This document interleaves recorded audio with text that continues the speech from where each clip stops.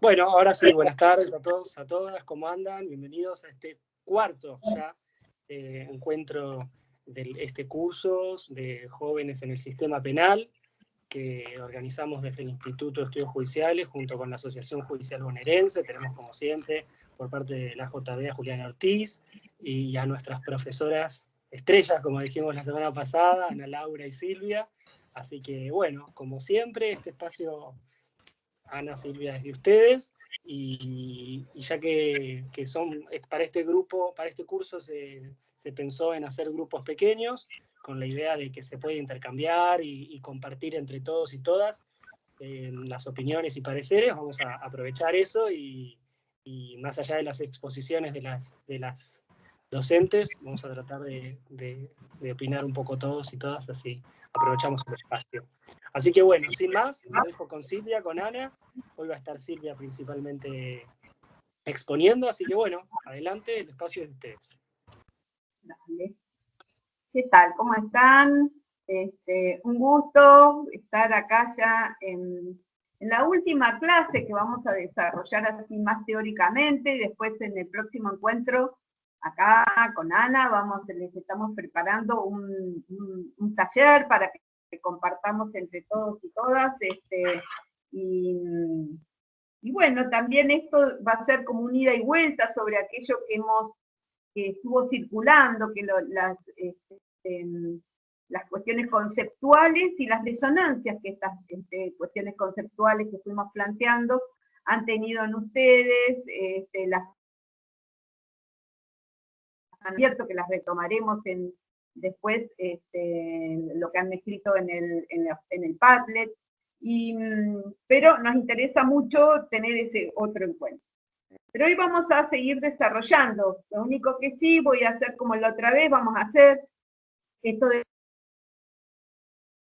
quienes la vez pasada estuvieron varias, sí, casi todas las que se presentaron eran todas mujeres, se presentaron Mayra, Cecilia, Noemí, Vanessa, Lourdes, se presentaron. Si hay alguien por acá, y han venido que vienen de distintos, en general, con algún acercamiento, ya sea por la profesión o por el ámbito en el que están trabajando con el tema, pero nos gustaría, si hay alguien más que se pueda presentar, nos gustaría mucho que así lo hagan, ¿no? Porque nos enriqueció, creo que a todo el grupo enriquece saber las experiencias y que compartan desde dónde están. Por ejemplo, Claudia, creo que no estaba el otro día, Claudia Soulenian, Joaquín tampoco, así que los invitamos a que se presenten. Miriam creo que tampoco.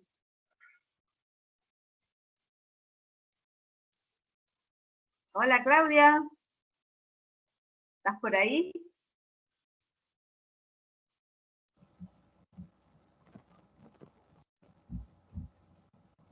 Miriam, vemos con el micrófono como que podés charlar. Dale, Miriam, ¿te querés presentar? Hola, ¿qué tal? Buenas tardes. Mi nombre es Miriam Castillo, soy de Río Negro, de una localidad que se llama Dinahuapi. Uh-huh. Pero trabajo en Bariloche. Uh-huh. Yo soy trabajadora social, trabajé mucho tiempo en el área de responsabilidad penal juvenil de la CENAF de Río Negro. Uh-huh. Estuve en un socioeducativo primero, como parte del equipo técnico, y después pasé al área de libertad asistida. Después de libertad asistida fui coordinadora 3 años del programa y ahora estoy en el área de fortalecimiento familiar. Ajá, no, buenísimo. ¿Y alguna cuestión que sientas que sería interesante compartir, algo que haya cambiado en la zona o que sea una particularidad, ¿no? Vos que has tenido, digamos, un camino variado dentro de los sistemas, ¿no? Del sistema digamos, que tiene que ver con los chicos minorizados, ¿eh? Nosotros acá en Bariloche, cuando empezamos, o cuando el equipo empezó a trabajar, que existía en su momento el socioeducativo, después por cuestiones de definiciones y de políticas que se vieron en la provincia, el socioeducativo se cerró y por eso pasamos al área de libertad asistida. En su momento no se daba, no existía como un trabajo concreto con los adolescentes, todo se trabajaba en función a lo que es fortalecimiento familiar o vulneración de derechos. No existían programas que definieran la responsabilidad penal o que se acompañara a los adolescentes en esa etapa. Nosotros empezamos de a poco, si bien existía el programa que era del año 2002, hay un programa en la provincia que es del 2002, no se implementaba en la localidad. Nosotros empezamos a trabajar y a hacer trabajo en territorio. O sea, como ya los chicos no estaban en el socioeducativo, nosotros íbamos al domicilio. Ahí nos dimos cuenta de que los adolescentes no tenían conocimiento, primero, de la ley, de por qué estaban en el marco de un programa penal, no entendían, siempre el mismo discurso era, somos menores, no pasa nada, y bueno, y empezamos a trabajar desde ahí. No sabían que no sé, que podían participar de un proceso penal, que eran parte de un proceso penal y que tenían un defensor que los pudiera acompañar también en esa etapa. Buenísimo. Cuando nos comunicamos o empezamos a articular con el área del Ministerio Público, ahí también pasó lo mismo. Desde el Ministerio Público nos decían que no había comunicación con el organismo proteccional y que también ellos no, así textualmente nos decían, nosotros no tenemos conocimiento de adolescentes, entonces lo trabajamos como adultos. O sea, todo el proceso se trabajaba con un adulto sin la particularidad que tiene cada adolescente. Bueno, ahí nosotros empezamos como muy de a poco, muy de territorio y muy de base, a llevar a los adolescentes a conocer a su defensor, a participar de las audiencias que tenían, a empezar a explicar el proceso, cada tipo de audiencia, cuánto tiempo llevaba, cuánto tiempo iba a llevar el proceso. Empezamos a conocer a los fiscales, articulamos con ellos y hacíamos que los fiscales conocieran también a los adolescentes. Si bien no era su función, porque la función del fiscal es acusar, pero nosotros hacíamos que los conocieran para entender cuál era y por qué los adolescentes llegaban a estar involucrados en un proceso penal, que no venía de la noche a la mañana, sino que tenía una trayectoria previa y que por eso terminaban en esa instancia. Y acompañar en el después, porque siempre los programas o el programa y la ley es hasta los 18, lo de la protección integral, es hasta los 18, nosotros lo que hacíamos era, después de una vez cumplido, que por lo general continuaba el proceso después de los 18, nosotros seguíamos acompañando. Y después dejar abierto como el espacio para cualquier consulta, porque los adolescentes generaban mucho vínculo con los equipos. Eso era lo que se trabajaba hasta que yo estuve en el programa. Bueno, muy interesante, Miriam, te agradecemos muchísimo. Creo que hoy en la clase lo que vamos a trabajar realmente se toca mucho con esto que vos traes.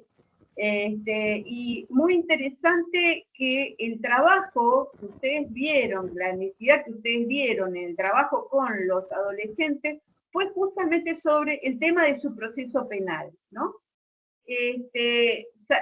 Tomaron justamente la conflictiva que tiene que ver con estar dentro de un mismo sistema penal, qué significa para ellos, qué significa, y atender a esto.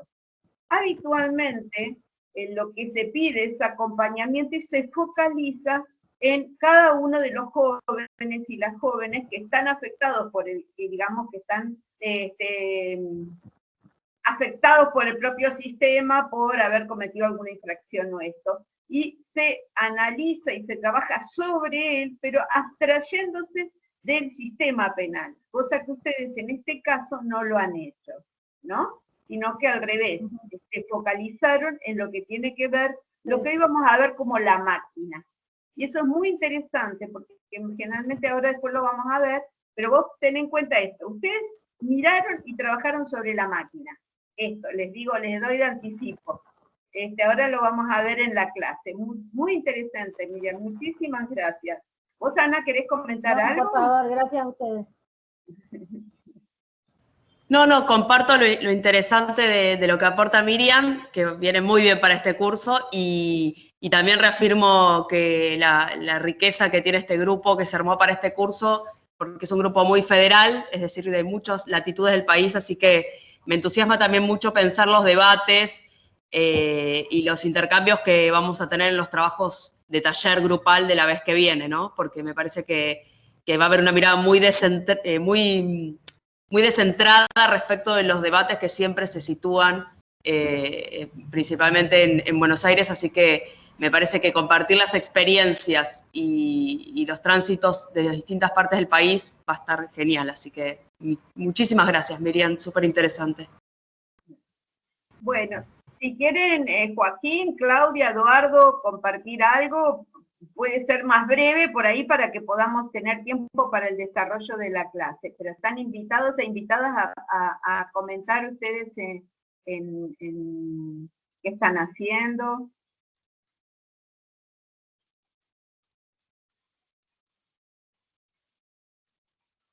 Bueno, ni las vamos a presionar, pero por ahí después de que charlemos un rato sobre las cuestiones conceptuales, que hagamos el desarrollo, por ahí ustedes también quieran compartir algo de eso. La otra vez los y las invitamos a ver, lamentablemente, bueno, si escucharon la clase lo habrán escuchado, si vieron la grabación, a que leyeran una obra. Y vamos a trabajar justamente en la clase de hoy sobre el encierro, ¿no? ¿Se acuerdan? La cadena punitiva en el esquema que marcó Ana, ¿dónde estaba el encierro, no? Ese núcleo duro. Y para ello vamos a trabajar, les había propuesto que leyeran En la colonia penitenciaria, el cuento de Kafka, ¿no? Una historia muy interesante, en la cual, acá como ven en las imágenes, hay una imagen con una gran máquina, ¿sí? Y en esa máquina justamente vemos que hay alguien que está a cargo, uniformado, que es el que va a exponer y le va a mostrar la máquina a un personaje que es el extranjero, dependen las distintas versiones del libro, se toman distintos nombres, y que justamente tiene que ver con el visitante, el extranjero, el que viene de afuera, ¿no? El uniformado es quien le muestra cómo opera en esta colonia penitenciaria esta máquina, ¿no? Es una máquina que le muestra que se utiliza para el castigo, que tiene la particularidad de que en todas esas puntitas que ustedes ven como una prensa que hay, esas puntitas lo que se hace es poner algún tipo de lema que tenga que ver con aquello de lo que se lo acusa a la persona que ha sido condenada, ¿no? Y allí se va y entonces lo que va a hacer esto es imprimirle este lema en la piel, produciendo, por supuesto, un desangramiento. Para esto explica, es muy interesante cómo explica todas las partes, todo cómo es el funcionamiento, lo muestra, el vigilante lo muestra como lo que quiere resaltar es la perfección de esa máquina, ¿no? Y que a veces, si falla, es porque le faltó algo del mantenimiento, algo de invertir más, algo de todo esto. Fíjense, ahora, por supuesto que vamos a ver que esta máquina, justamente, es la máquina penal, y la máquina que tiene que ver justamente con la peor parte del sistema punitivo, que tiene que ver con el encierro, con la cárcel, ¿no? Lo vamos a vincular con esto. Y por supuesto terminan desangrándose hasta morir, ¿no? Estas personas, los condenados. Vamos a ver un poquito. Ay, ¿cómo era? No me acuerdo ahora lo que quería decir, remarcable. Y si lo buscaste, es remarcable, máquinas, remarcable, que bueno, supongo que será de la parte de imprimir, pero lo tenía, pero ahora no lo recuerdo. Bueno, sí, ¿no? Si había otra excepción, vamos a ver.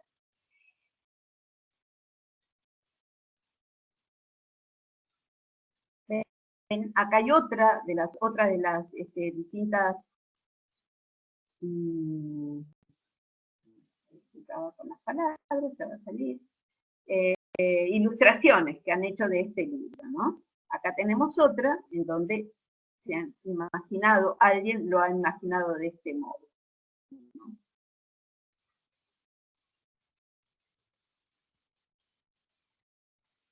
Me demoro a veces porque no está tan hábil mi máquina, pero no la máquina de este tipo, sino la de... A ver.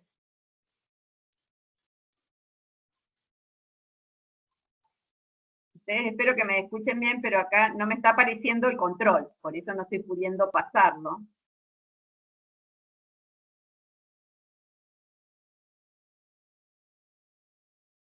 Cuestiones, no puedo pasar la diapositiva. Fíjate, ¿no? Si no te aparece de nuevo el cartelito de tomar el control.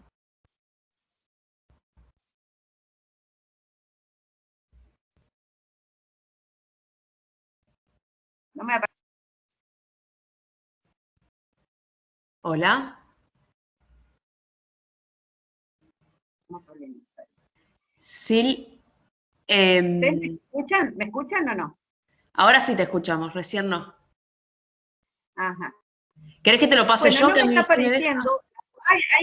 Ahí parece que se está modificando y ahí apareció. Bueno, les quería contar sobre los distintos personajes que hay en el cuento. En el cuento hay personajes que no se ven, pero sobre los que se hace referencia. Ufa, ahora empieza a pasarme todo rápidamente, ¿no? Pero bueno, ya vamos a ver. Hasta que pueda tomar el control, ustedes van a ver cuestiones un poco raras, pero bueno, ya tomaremos el control sobre la situación. Bueno, les decía, hay dos personajes, pero que no se ven, pero que sin embargo son aquellos que tienen que ver con marcar un lineamiento político, que son los que... Ay, acá me parece el control.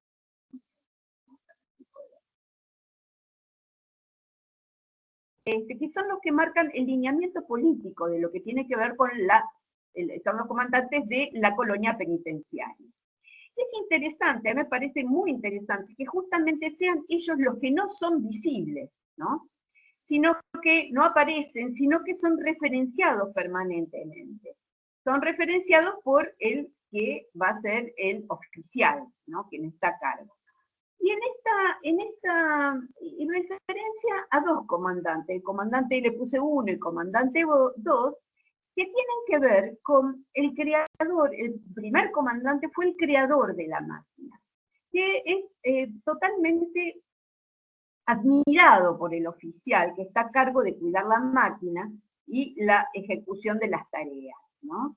Lo admira profundamente y en cambio, acá están los personajes, y en cambio realmente se siente muy ofendido con el segundo comandante, que es el que trae nuevas ideas, ¿no?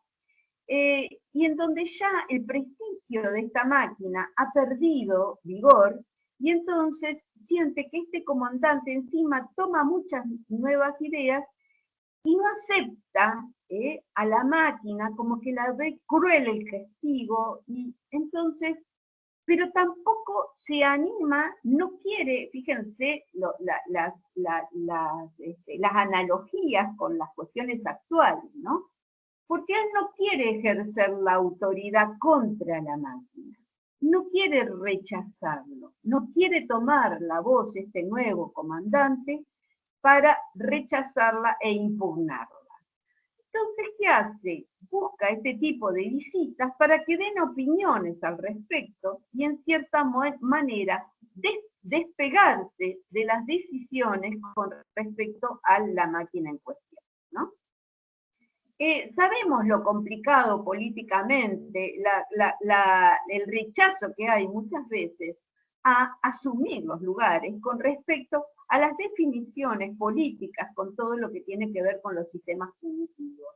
Y muchas veces se busca nombre de determinados expertos o se deriva hacia ciertos otros lugares y entonces es como un pequeño laissez-faire que no es tal, en cierta medida, se van permitiendo ciertas cuestiones conforme a los distintos momentos estratégicos-políticos, ¿no? En eso me parecía muy interesante. Y otra de las cuestiones, pero también este oficial, que es el que es arraigadamente adhiere al castigo y estas metodologías de castigo, en cambio, lo ve incluso, tiene algo interesante, porque lo ve como a este segundo comandante medio influido por las mujeres, ¿no? Esto me pareció, en estos tiempos que género nos marca tanto, es interesante que marque esto una cuestión más patriarcal y estas imágenes masculinizadas del castigo, ¿no? Sabemos que las masculinidades son las que más habitan los territorios carcelarios, si bien ahora van en aumento con las mujeres. Esto ya lo estuvo hablando Ana con el tema de los cambios que se han dado con el neoliberalismo. Entonces, él sabe que las marcas, esas empresas con lemas, ¿no? No le van a causar, solamente le van a causar la muerte, no van a producir un cambio, no va a tener tiempo de producir algún cambio, una enseñanza. Es como imprimirle una enseñanza que no va a impedir la muerte, ¿sí? Y que en definitiva nada enseña. Y el oficial destaca lo importante de poner esta enseñanza, ¿no? Él defiende la máquina con todos los argumentos técnicos, el valor de la letra en la piel, fíjense todas estas cuestiones, cómo tienen que ver con los sistemas carcelarios, ¿no?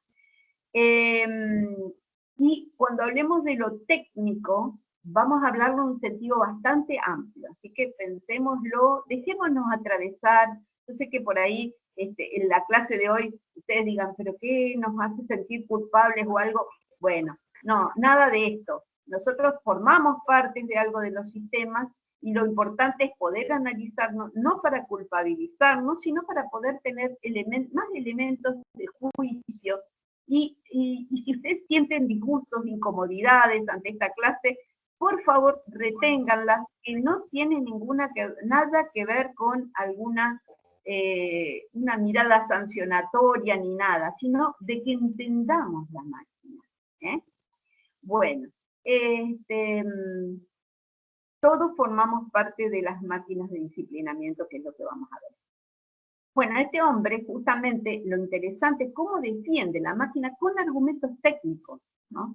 Esta cuestión de la importancia del valor de la letra en la piel, cómo es la eficacia del funcionamiento, y justamente importa el funcionamiento, ¿no? Nada, no importa que no vaya a producir cambios en el sujeto, porque en realidad está un sujeto que sigue destinado a la muerte.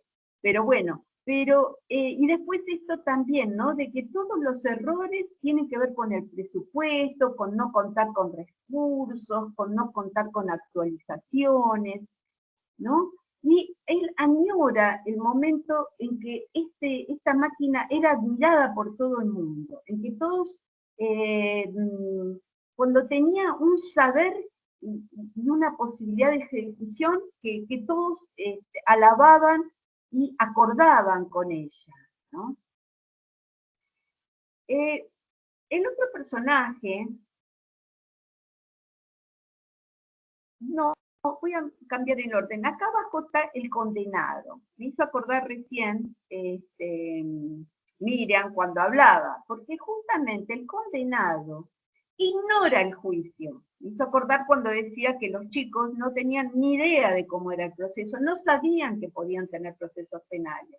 Este sujeto, que es el condenado, ignora el juicio. No hay juicio en verdad, desconoce la condena, no sabe que lo van a castigar, y el castigo del que va a ser víctima, cómo es ese castigo, no comprende el lenguaje de quien lo condena, y sin embargo obedece sumisamente, dice, vení para acá, entonces él va para allá, no pregunta, y no se resiste. Estas son las características que a mí me llamaron la atención. La otra es el guardia, el soldado guardia que está al lado del condenado, que es indiferente, también obedece, lo retan por cualquier tipo de falta de eficacia, enseguida es retado, pero esta acción de retarlo lo que me llama la atención. Y por otro lado, por momentos es como un par del condenado, ¿no? Y hasta hay momentos en que tienen como una complicidad, se ríen de las mismas cosas, ¿no? Pero así como tiene ese momento de complicidad, tampoco tiene ningún problema de ejecutar sobre ese condenado lo que se le ordene, ¿no? Eso es también interesante. Y el tercer visitante es el personaje, digamos, que acá diferenciamos, es el explorador, el visitante, el extranjero. ¿Qué le pasa a este hombre? No, le empieza a resultar indiferente, ¿no? La máquina, le empieza a resultar, y se interesa más por el proceso hasta la condena, empieza a interrogarlo sobre ese proceso hasta la condena, que el oficial no le da el más mínimo valor, ¿no? Y después es como si el visitante empieza a poner la mirada en el condenado y no en la máquina, ¿no? Empieza a mirar al condenado, pero desde una mirada que también lo podemos ver muchas veces.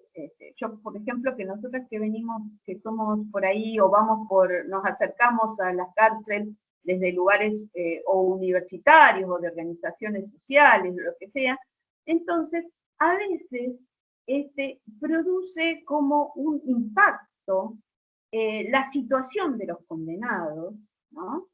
Y esto puede ser que te haga olvidar de lo que significa y de cómo es el funcionamiento global de toda esta máquina. Como que este extranjero se horroriza, trata primero de eludir tomar una posición, no estar si está a favor o en contra de la misma, trata de eludir esta posición y al final la toma la posición. Y bueno, y ahí es muy significativo porque cuando siente que la máquina va a morir, que toma la posición a favor del segundo comandante y que se va a deshacer este sistema, entonces el oficial se va a inmolar en la propia máquina, ¿no? Y ahí huye, el extranjero va a huir. Y es muy interesante también, ¿no? Porque al final también va a huir en la retirada lo siguen, tanto el guardia como el condenado también quieren huir con él de la isla esta penitenciaria, y sin embargo, él los evita y los expulsa para que no puedan huir con él, ¿no? En este sentido, hay momentos en que la máquina le ponen algodones en la boca, ¿no? Y yo siento como que hay varias metáforas, ¿no? Es todo lo que silencia, todo la máquina con estos algodones lo que hace es silenciar al condenado, ¿sí? Y estas formas de muerte como lenta, como que garantizan cierta forma la caída en la fosa. No ven otro destino. Lo que voy es que la máquina no ve otro destino para el que es condenado. Esto es muy impresionante. Y después esto de la inscripción es otra metáfora, ¿no? Este lema moral, ¿no? Aquel lema moral que no cumplió este condenado, ¿no?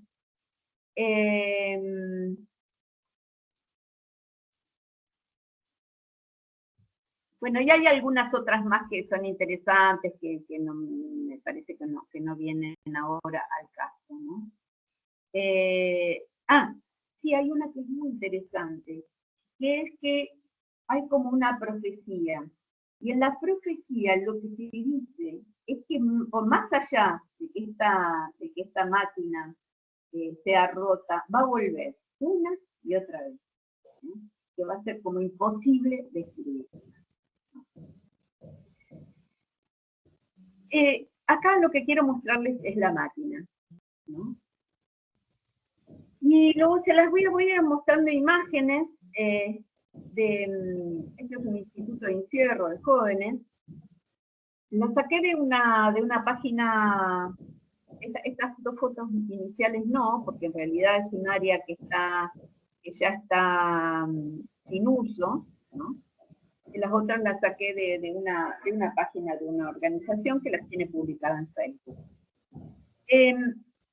Y lo vamos a ir chequeando me gusta esto, para pensarlo en la máquina, ver la perspectiva de César González. César González es un pensador, es un cineasta, y que justamente ha estado preso, ha estado en instituciones de minoridad, de verdad, bueno, por ahí fueron nuestros primeros contactos con él allí, y entonces él tiene un libro, ustedes lo tienen, en un libro de Deligny, Semilla de Crápula, él ponen varios aportes actuales, muy interesantes todos, y allí van a ver, está un texto de César González, ¿no?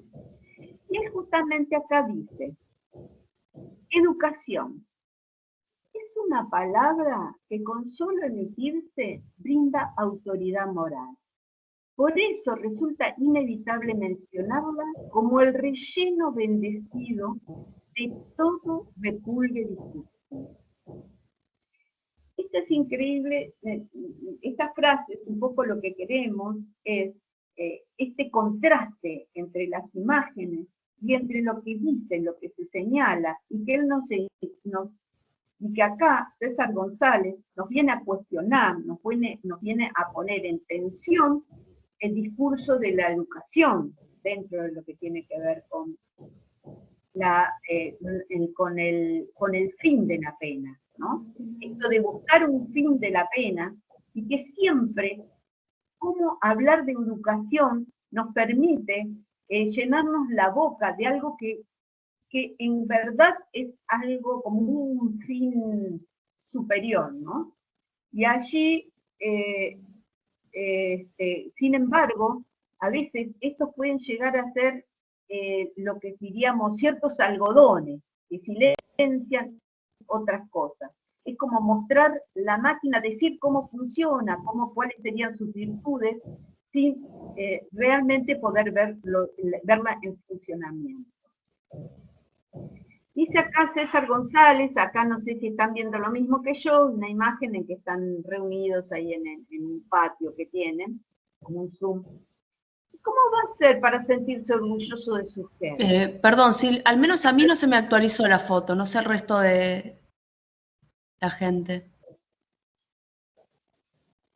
¿Puede ser? A ver. Es una en que están. A ver En ahí. personajes y estructuras. A ver, yo estoy tratando de cambiarlo, a ver si... La 8 sería. A ver, ahora La 8.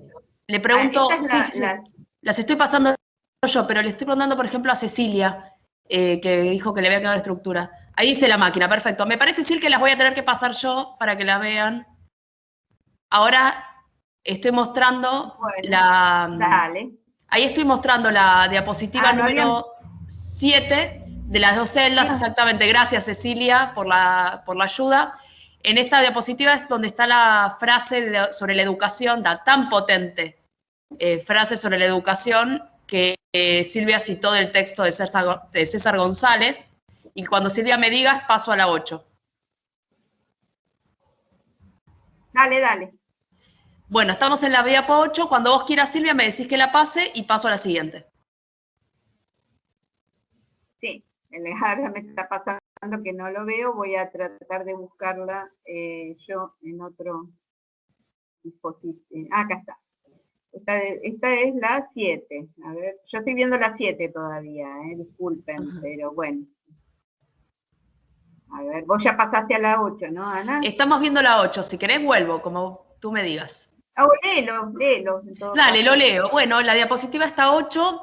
Me gusta porque el Teams nos fuerza a hacer un gran trabajo de equipo con las estudiantes y con las docentes todas juntas. Bueno, la diapositiva 8 tiene una imagen con algunos jóvenes sentados en ronda, con inscripciones en la pared que dice "Tu tiempo aquí será un suspiro", y arriba Silvia citó textualmente una frase de una bibliografía escrita por César González que dice textualmente: ¿y cómo va a ser para sentirse orgulloso de su jerga si una maquinaria infinita de profesionales, discursos y ametralladoras semióticas trabajan sin descanso en corregirlo, enderezarlo y hacerlo cambiar? La educación es una herramienta esencial en esa represión. César González. Acá está buenísimo cómo nos muestra la imagen esta, ¿no? Justamente de un sujeto, ¿no? De un sujeto que no es el sujeto con el que trabajamos, digamos, una distancia entre los sujetos. Entre el sujeto real con el que trabajamos, que tiene ciertos modos de comportamiento, expresivos, ciertas cuestiones que después que son denostados, porque nosotros tenemos que construir otras modalidades con respecto a él, ¿no?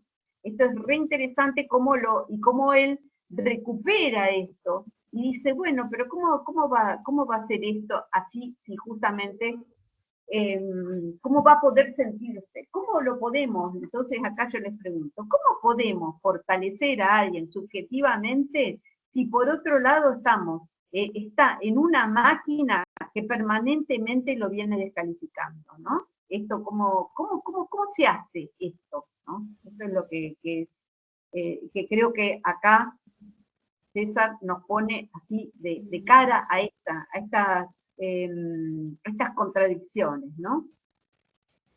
Y pone que la educación es una herramienta en la represión.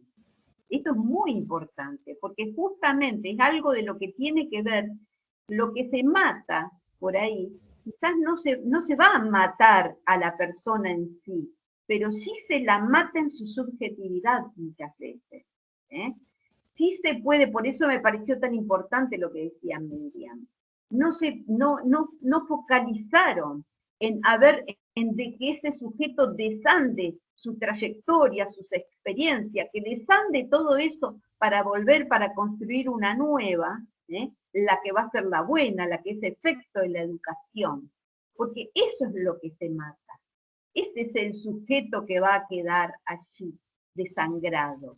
Después puede seguir la persona, no la persona de carne y hueso. Vamos a la otra, a la 9. Ahí estamos en la 9. ¿Querés que lea la cita?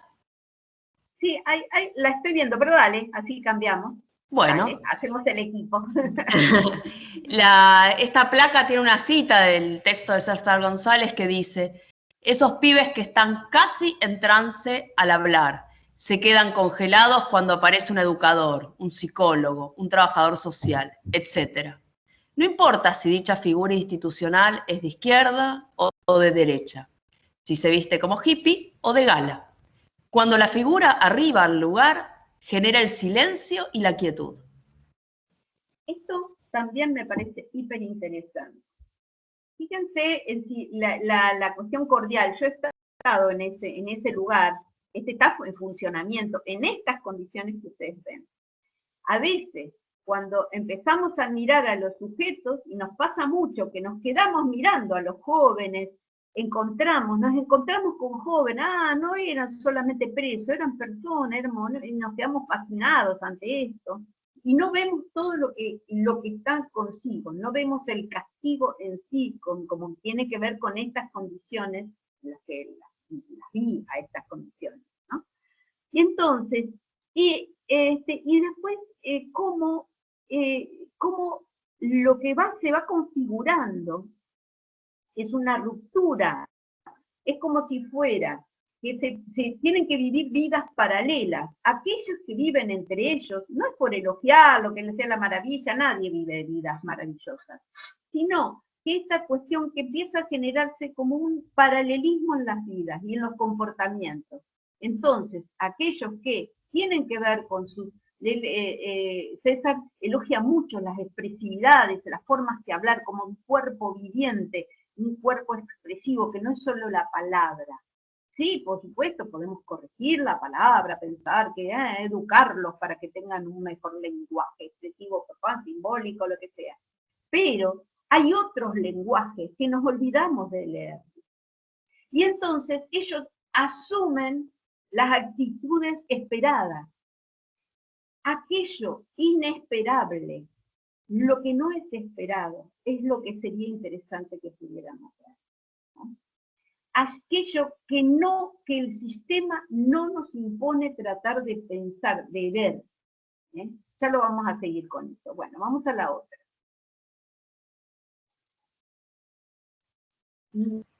Bien. Nuevo cuestionamiento acá, ¿no? Aquí la cita, la voy a leer, dice arranca con otra pregunta. ¿Por qué siempre unos son los ayudados y otros los que ayudan? Si encima dicha figura institucional hace su trabajo en los territorios de la pobreza y la segregación, su espíritu no puede evitar reclamarle a su comunidad el reconocimiento de lo que él considera una tarea heroica. Otra vez acá cuestionándonos totalmente, ¿no?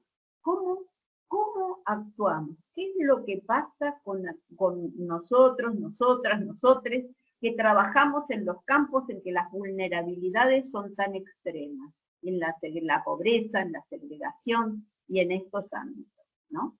¿Qué pasa? ¿Cómo él llega a ver algo de un deseo, como si hubiera algo que tiene que ver con el mesianismo, ¿no? Cómo a veces se cae en esa idea medio mesiánica, ¿no? Pero esto tiene que ver de ver hundidos, ¿no? Me acordaba el libro de Primo Levi, que la otra vez me citaba, que es los salvados y los hundidos, ¿no? Y como que hay algunos que estamos por fuera de todo esto, que nos acercamos como para mirarlo desde un lugar expectante y con cierto orgullo de poder hacer estas intervenciones, ¿no? Vamos a la otra.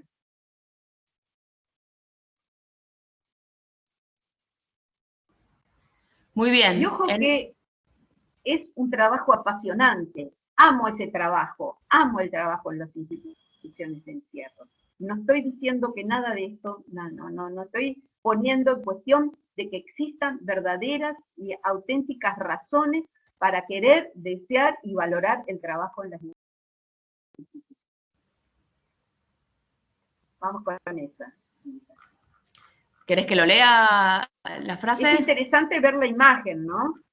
Sí, sí.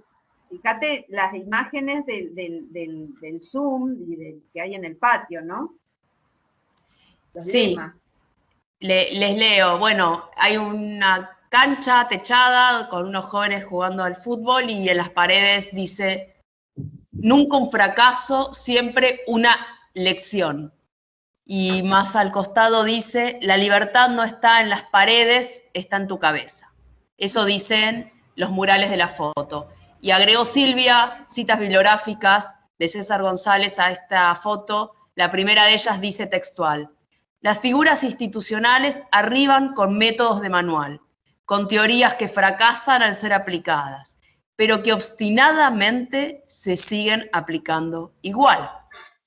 Y la segunda frase dice, muy pocos les hacen ver la cartografía del mundo en que están inmersos, o mencionan al menos los mecanismos económicos más básicos que determinan su realidad. Nunca hablarán de capitalismo, ni de las tan variadas formas que usa para dominar, desde las relaciones de producción hasta los criterios estéticos. Bueno, esto también, nuevamente, acá, empezar a pensar cómo, cuando somos funcionales en la máquina, qué es lo que desaparece, ¿no? Todo lo que tiene que ver, empezamos, y acá voy a puntuar algo muy importante, es señalar y marcar sobre los sujetos que en realidad son sujetos de tratamiento o objetos de tratamiento, y no sobre las realidades sociales y las cuestiones determinantes de lo social y lo político. Es digamos, individualizar, ni siquiera no es singularizar, porque en lo singular siempre hay algo del atravesamiento que se junta entre lo colectivo y lo particular, sino que es poner el eje sobre cuestiones individualizadas, mirar a individuos, así tratándolos como si fueran individuos que no están atravesados no están con todas las otras determinaciones, y focalizar ahí y no pasar a lo que tiene que ver con los atravesamientos sociales que determinaron las condiciones de existencia, ¿no? Esto por eso, en derechos humanos siempre vamos de lo singular a lo colectivo, de lo social, a lo político, para poder trabajar desde ahí. No es las buenas intenciones y no es ver solamente sujetos carentes, sujetos no educados, sujetos patologizados. No es por allí, sino ver sujetos y de allí empezar a ver cuáles son sus potencias para poder hacer un diálogo con las nuestras. Vamos a la otra. No, acá un poco tenía que ver con... Listo.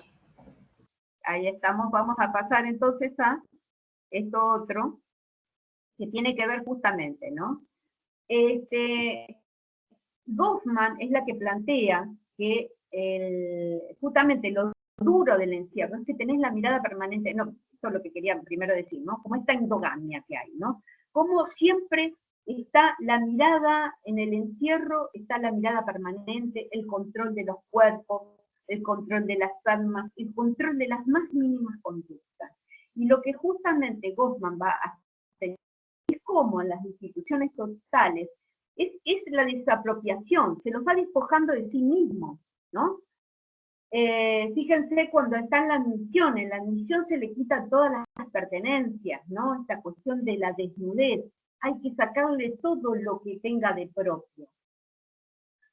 ¿Cómo hay que desapropiarlo de su jerga, de sus vínculos? ¿Por qué? ¿Por qué se controlan los vínculos? ¿Con quién va a hablar? Hay que ver si se puede visitar, si no pueden visitarlos, quiénes pueden. Había chicos que no, si no tenían reconocidos los hijos, no podían ser visitados por ellos. Los hábitos, cuáles son sus modos vitales, cómo hay que despojar de la intimidad, de la sexualidad hay que despojar, de lo que tiene que ver con el placer. hay que despojarlos de tener secretos, secretos. Eso son, para Goffman, si la internación es muy prolongada o la reclusión, entonces va a ocurrir algo que ya se llama desculturización. Y que esto produce un desentrenamiento que en definitiva, porque pierden todo este entrenamiento propio que tienen de su propia cultura, con lo cual después terminan incapacitados en sus propias culturas. Y allí, en esta idea y en esta búsqueda de homogeneizar a todos los sujetos, de borrar todas sus singularidades, ¿no? Es donde finalmente van a empezar para estos sujetos, sujetos, van a empezar todo lo que tiene que ver con las degradaciones, las depresiones, todas estas humillaciones y todas esas profanaciones del yo que van a atravesar, ¿no? Es como una mutilación que se va haciendo sobre ese yo. En las instituciones punitivas y terapéuticas, la crueldad no solo está presente, sino que forma parte del propio origen de estas organizaciones. Y hablamos de la crueldad en los términos de Ulloa, que ya les hablé anteriormente, cuando él habla de la encerrona trágica, ¿no? Esta crueldad que está sostenida en un dispositivo sociocultural y político, pero en que se configuran cada vez que alguien, para dejar de sufrir, depende de quien, por otro lado, le cubre las necesidades elementales, que es que a su vez el quien lo castiga, ¿no? Donde no hay una terceridad. Esto es lo que... Y también, en ese sentido, también se puede ver un poquito lo de la pedagogía de la crueldad del cegato, ¿no?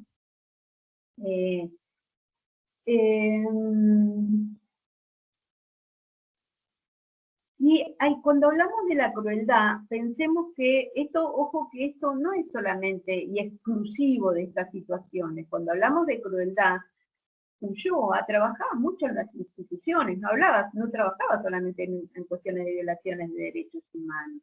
Trabajaba en instituciones, en una escuela, en un hospital, en situaciones, en instituciones civiles, esto.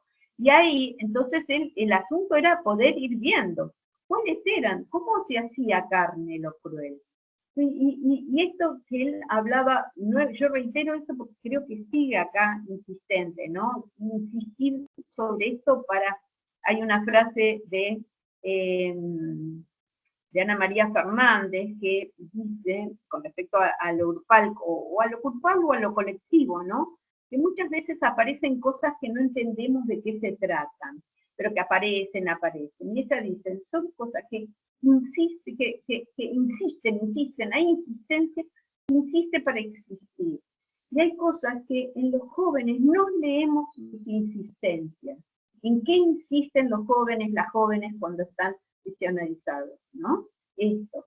Y ahora yo insisto con lo cruel, porque acá es cuando lo cruel queda velado por el acostumbramiento, como que se convive cotidianamente con lo cruel, ¿no? Y como que uno forma parte de algo que se llama la cultura de la mortificación. Y esto muchas veces se da, y se puede hacer, se produce esto, porque justamente lo que se hace no es que va a ser, bueno, vamos a presentar una escena cruel, sino que vamos formando parte de unas ciertas burocratizaciones, van tomando forma. No es que no había pinchaduras, no había clavos y solamente eso. No había, era un sistema, es una máquina que opera de determinados modos. Y todo lo que vimos la vez anterior, quizás justamente cuando habla de la banalidad del mal, cuando hablamos de lo de Bauman, cómo las burocracias hacen que nosotros nos desprendamos de los efectos crueles de lo que tienen nuestras acciones, ¿no?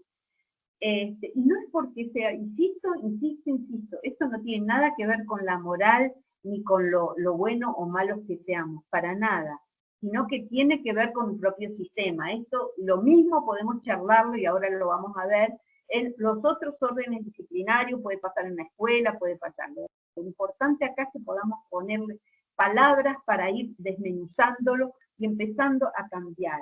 El poder, lo que tiene que siempre, Foucault va a destacar cómo el poder circula de una manera reticular, cómo se va desplegando, hasta que en algún momento algo se hace. No es que el poder se ejerce solamente desde el Estado, que con esto no quito responsabilidades al Estado de nada de eso, pero lo que vamos es cómo a veces se puede ir erosionando estas retículas de poderes que han quedado instituidos, ¿no? Es lo que pasó con el feminismo, podríamos decir. Que hay algo que hoy es intolerable, mientras que antes era tan tolerable, ¿no? Y esto entonces por eso también es importante que vayamos encontrando distintas claves, distintos analizadores, distintas cuestiones que nos hacen funcionar dentro de una máquina y ocupando determinados lugares que son valorados en la medida en que cumplamos bien la función que se nos determina, ¿no?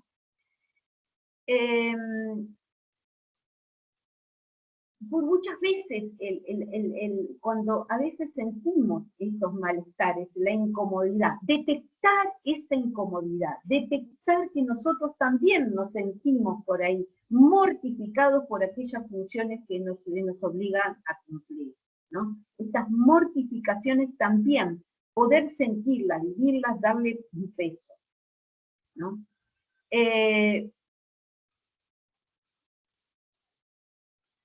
Es muy incómodo ejercer la docencia así, u otras funciones así profesionales, en la psicología, el trabajo social, todo en las instituciones de encierro, se pone muchas veces en tensión con un abordaje de la perspectiva de derechos humanos, ¿no?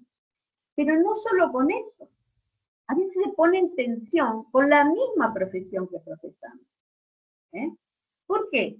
Porque por ahí yo voy a educar, ¿y quiénes veo? Yo siempre, en general, cuando vamos a las instituciones de encierro, la idea es, no vemos presos, no vemos delincuentes, no vemos, tenemos que crear adentro del espacio hospedar, crear un lugar que aloje un espacio educativo. Tenemos que crear un lugar en donde el joven pueda ser un joven educando, la joven una joven educando, donde nosotros también estemos ejerciendo espacios educativos, docentes, ¿entienden? Esto, generar algo de esto, y poder romper con lo que tiene que ver con la estructura del control de las conductas de los jóvenes y de los informes que después vamos a pasarles. Que el profesional de la salud mental pueda ir y trabajar con un sujeto un analizante, antes se le decía paciente, ahora se le dice analizante, con alguien que quiere trabajar sobre los aspectos de su subjetividad que le afectan, y con las cuestiones, con los padecimientos, con los sufrimientos que tienen subjetivos, muchos, y también donde pueda ponerse en relieve los sufrimientos que también le producen la misma situación a la cual está sometido, ¿no? En vez de irle con mensajes de amor y paz y de mira tu conducta, mira tu conducta, mira tu conducta, mira tu conducta, ¿eh? Salir de esto de la conducta y empezar a encontrarnos con sujetos. A nosotras nos han dicho en instituciones de encierro, una psicóloga dijo que ustedes le dijeron al chico, que uno de los jóvenes que está ahí de preso, le había dicho que, según lo que había visto en ese momento dábamos talleres de derechos humanos, que le habían dicho que nosotros, que ellos no tenían que estar presos, que él no tenía que estar preso, ¿no? Y la idea, justamente, estábamos trabajando sobre los derechos de los jóvenes ahí. Entonces, le digo, pero escúchame, no sé, además de explicarle que entre los derechos, esta cuestión de que la pena debe ser mínima como último recurso, etcétera, lo que voy a señalar acá es que esta psicóloga no escuchó a un sujeto, escuchó desde la oreja institucional, burocrática, que tiene que sostener la máquina del castigo. Y que entonces, ojo, que acá hay un engranaje que no está actuando bien, que éramos nosotras. No duramos mucho tiempo más ahí. Pero hay un engranaje que no funciona.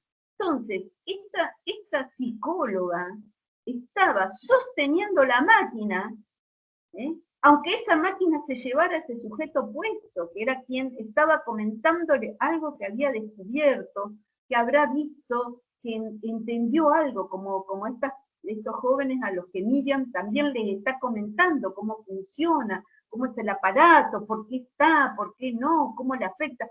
Y entonces ahí puede discurrir, puede tomar decisiones. Ante este desconocimiento que se le propone, este silenciamiento que se le propone, poder tomar otra posición, para abrir la palabra, para reconocerlo como sujeto que tiene intereses propios, ¿no? Esto es lo que yo creo que acá es donde a nosotros lo que no descubrimos, y esto es lo que habla de la intimidación, que la tenemos renegada, es que si nosotras queremos, si nosotres queremos ocupar el lugar profesional tal cual a nosotros nos interesa que sea ejecutado, por ahí estamos intimidados para no poder ejercerlo de ese modo.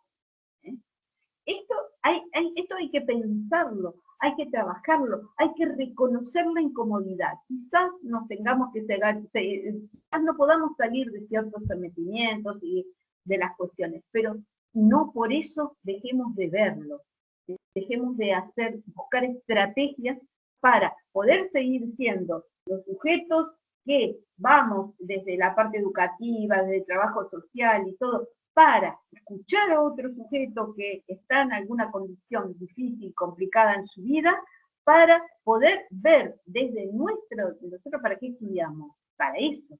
Bueno, seguir sosteniendo estos intereses profesionales, no solamente profesionales, personales, éticos, etcétera, y bueno, y buscar qué estrategias vamos a utilizar después con la institución, ¿no? Y teniendo claro también que la institución no puede pedir cuestiones, no nos puede pedir cuestiones a ver. Acá creo que lo que nos interesa es muy bueno ver cómo se opera, cómo se va produciendo esto, de estas formas en que se nos van internalizando estas modalidades con las cuales tenemos que responder a determinadas funciones en vez de responder a intereses nuestros personales, éticos, lo que sea, es lo del poder disciplinario que trabaja Foucault, ¿no? En ese sentido, si bien la cárcel es el punto que nos interesa, pero es aplicable a distintas instituciones, a las distintas instituciones del poder disciplinario, ¿no? Foucault lo que va a plantear en un texto que es en Los medios del buen encalzamiento, que está en Vigilar y Castigar, ustedes lo tienen, es justamente cómo el poder disciplinario, la función de este poder es la de enderezar las conductas. No importa el sujeto, yo no soy una conducta. Sin embargo, si voy qué sé yo, si tengo adicciones, lo único que van a tratar es modificar mi conducta en una institución de adictos, ¿no? Y este va a ser el objetivo. Y lo que queremos, y en la escuela también se enderezan conductas, ¿no? Y los médicos también enderezan conductas. Ahí vamos, el poder disciplinario pasa por ahí. La disciplina fabrica individuos, ¿no? Que los individuos son objeto e instrumento, y es lindo eso que dice que son objetos instrumentos. ¿Por qué? Porque a su vez yo reproduzco esto, yo reproduzco en otro. Por un lado, soy un producto de ese disciplinamiento y a su vez soy un motor de ese disciplinamiento, ¿no?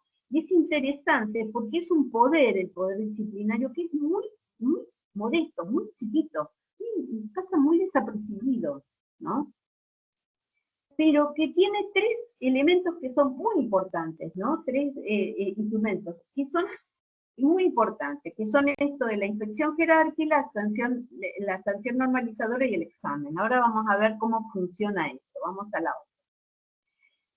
Esto, el próximo, es la vigilancia jerárquica, ¿no? Lo que tiene la vigilancia jerárquica es que el poder disciplinario es un dispositivo que coacciona por el juego de la mirada. Esto es muy, muy interesante. Por esto de la vigilancia, vigilar y castigar justamente pone ahí el eje, ¿no? Esta mirada.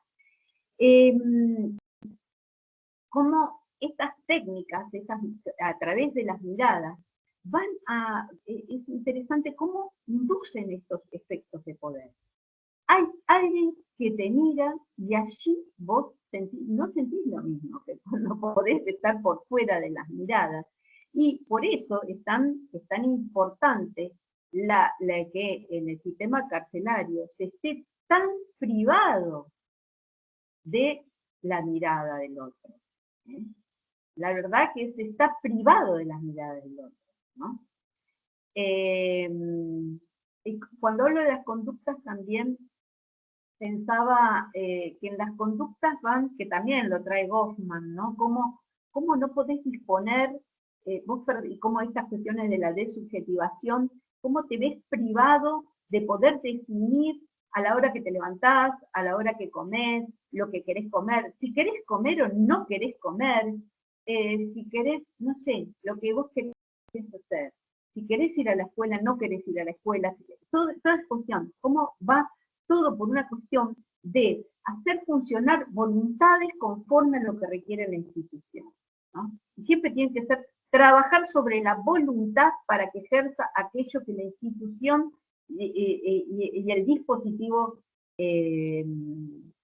señale.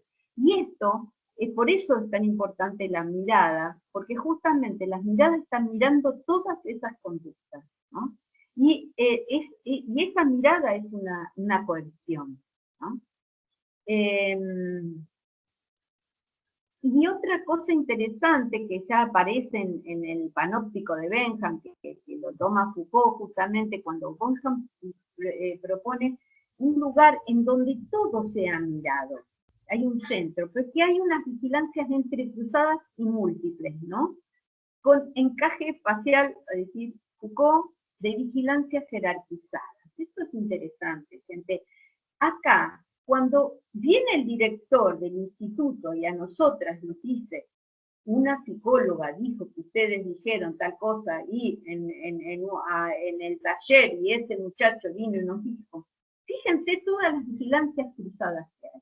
Una psicóloga vigila, este chico vigila lo que vos estás haciendo con este chico y me dice a mí para que yo entonces tome las medidas y entonces nos cruzamos todas las vigilancias. Porque es más, la psicóloga le debe decir, le debe contar, porque también está vigilada esta psicóloga. Todas las vigilancias son a todos los subalternos, no es solamente a las personas que están condenadas, digamos, a estos espacios. Por eso es tan efectivo, por esta cuestión de red que se hace de vigilancia.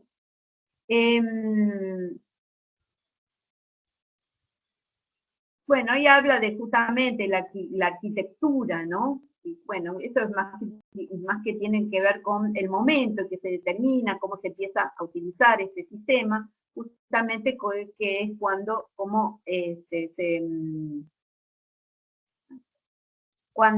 a veces pierdo cuando se dejaron los palacios, por ejemplo, y todo se dejó de ser visto, de poner la mirada, ¿se acuerdan las torres para mirar a la afuera? Y empezaron a vigilarse todo hacia adentro, ¿no? Como hay una cuestión de un orden de vigilar, todo un control interior, ¿no? Y que esas arquitecturas, todas esas formas son operadores también para la transformación de los individuos, ¿no? Vigilar pasa a ser una función en todos los procesos, eso es muy interesante. cómo pasa a ser un proceso de producción en la vigilancia. Una función en todo, puede ser en la fábrica, puede ser un proceso, en los procesos de producción, en los procesos pedagógicos, en los procesos terapéuticos. En todos ellos hay una parte de la vigilancia, de la observación, del registro, ¿no? Cómo empiezan a ser operadores en todo esto, ¿no? Este microscopio, esta maquinaria de las instituciones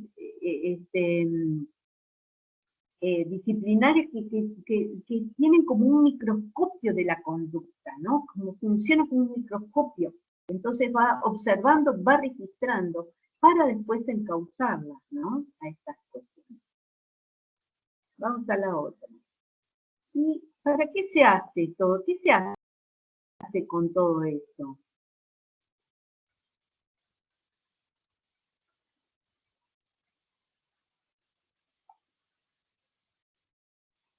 Y acá viene el otro operador, la sanción normalizadora. ¿Cómo vigilamos? ¿Qué es lo que vigilamos?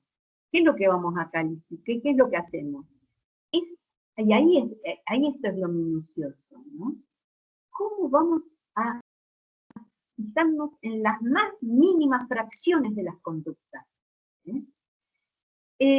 Vamos allí a tener una función punitiva en elementos que aparentemente serían indiferentes a lo disciplinario.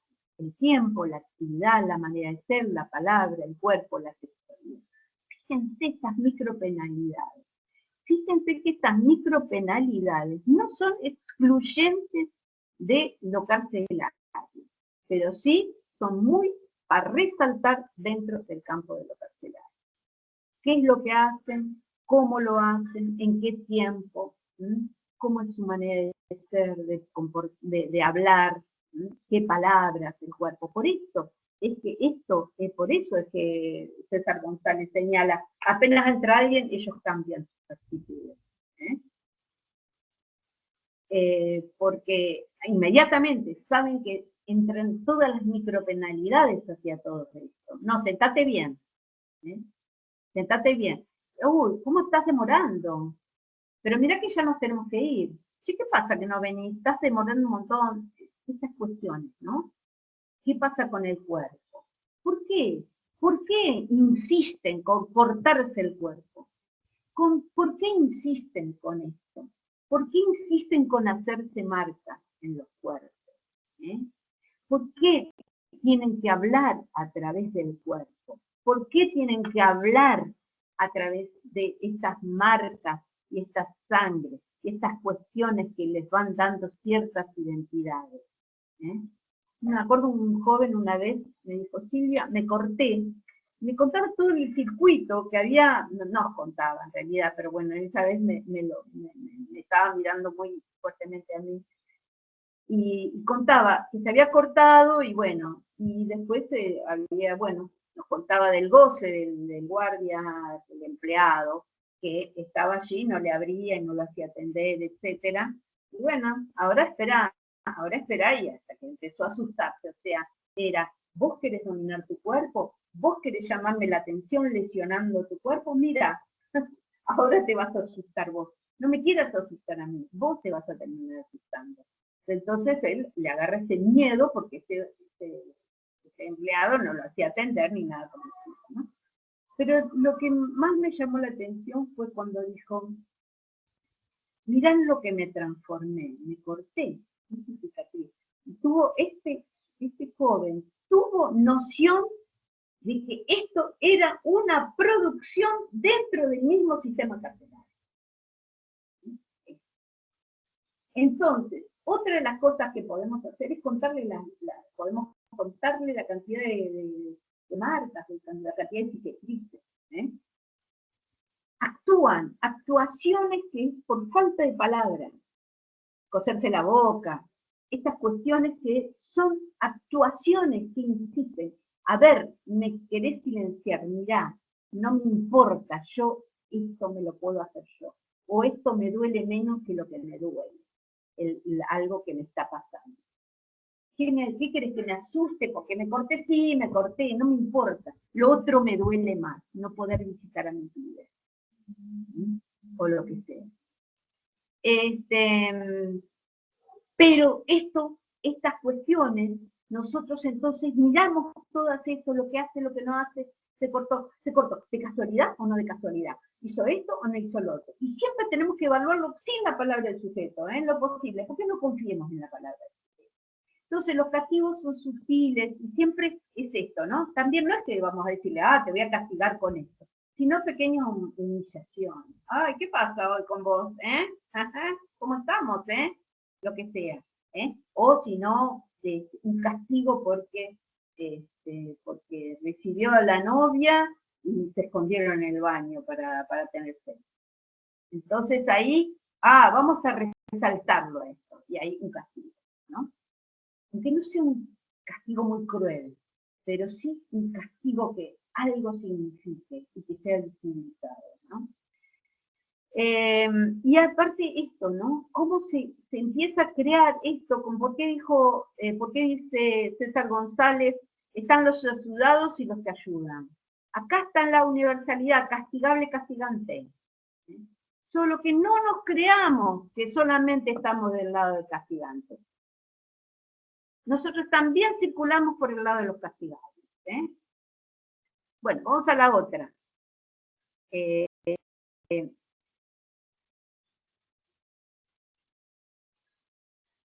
castigo disciplinario. Acá. Ustedes intervengan, por favor, perdonen, digan ustedes las cosas porque si no, bueno, a ver, voy a apurarme un poquito, así tenemos un tiempito de esto. ¿Qué es lo que se quiere castigar? La desviación, lo que no va en la regla, porque si yo estoy mirando, observando, entonces ya sé los tiempos, los modos, la forma de actuar, la ineptitud, si logra o no el nivel requerido, estas cuestiones, eso es lo que voy mirando. Tengo que ver lo que se desvía de la norma, ahí. Entonces, ¿qué es la función del castigo? Corregir, reducir las desviaciones. Tenemos que reducir, tenés que caminar bien, tenés que caminar. ¿Cómo? Ejercitándote. La repetición. ¿Ustedes se dan cuenta? Yo no sé ahora, pero antes cuando yo, en mi generación, hay una cuestión muy clave en la educación. Bueno, no escribías mal la frase, tenías falta de ortografía, te decían escribir renglones y renglones y renglones con esto. O sea, castigar es ejercitar, ¿no? Esto. Entonces yo te hago ejercitar hasta que cambies tu conducta, ¿no? Esto. Pensá, bueno, ahora quédate pensando. Vieron que sacaron las penitencias para la niña, pero le dicen, bueno, ahora anda a pensar. ¿Qué quiere decir anda a pensar? No quiere decir anda a pensar como el pensamiento. El pensamiento justamente es la pregunta, es lo disruptivo, es lo no esperado. Cuando uno piensa, en verdad, solamente está pensando cuando habla de aquello que interroga, cuando habla internamente con aquello que me interroga. Para decir lo que ya se sabe que todo el mundo espera, que es lo bueno, lo malo, lo blanco, no se está pensando, para eso no hay que pensar. Entonces le dicen a las niñas, bueno, anda a pensar ahora. Y pensar es en realidad decir, anda retate, no debo hacer así, no le tengo que sacar la lengua, no le tengo que tirar el pelo, es cierto. ¿Entienden? Entonces, a lo que vamos es, andá y te ejercito en esto de retarte. Es esto. Es una repetición de una obligación. Eso es lo que se hace. Esas son las formas. Y hay un doble, siempre está el sistema, el otro, el de la gratificación. También eso. Pero vamos a lo mismo, otra vez. Seguimos con lo mismo. A ver, acá tenemos. Elemento de un sistema doble. Califica conductas y cualidades a partir de dos valores opuestos. Y eso también es interesante. El bien y el mal. Acá, todo lo que veamos dicotómico, estamos borrando sujetos, gente, eso ténganlo, chao.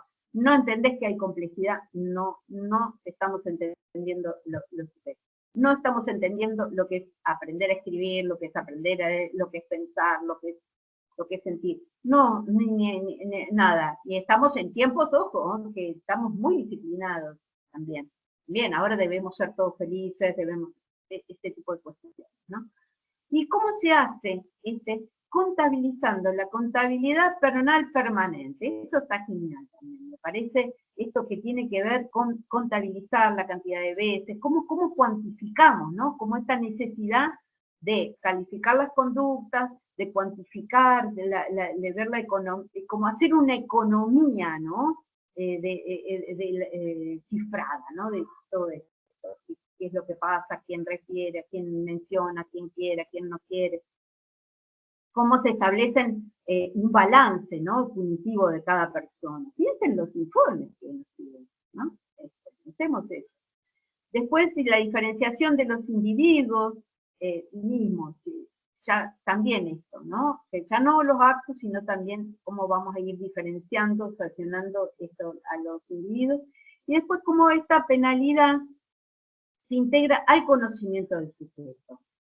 Es como si esa forma que tenemos de calibrar, ¿no?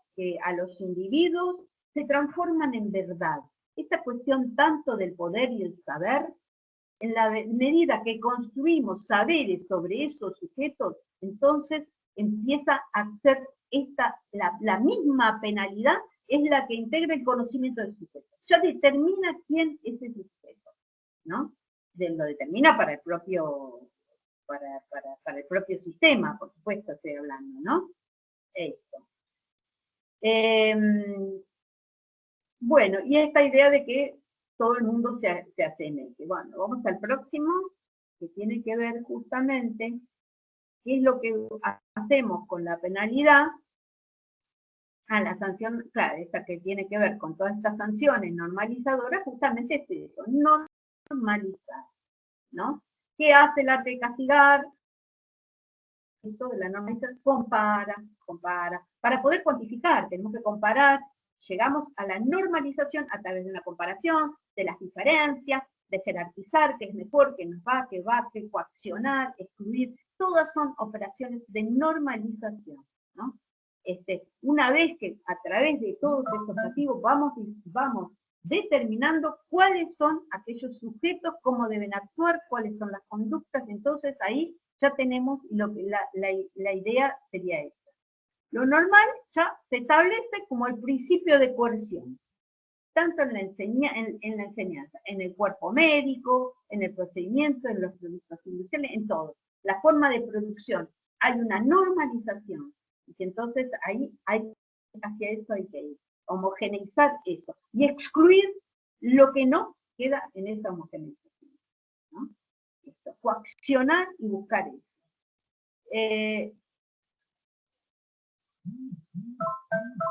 Y la idea justamente es eso, ¿no? Permitir la diferenciación de los desvíos para poder excluirlos o hacer algo con ellos.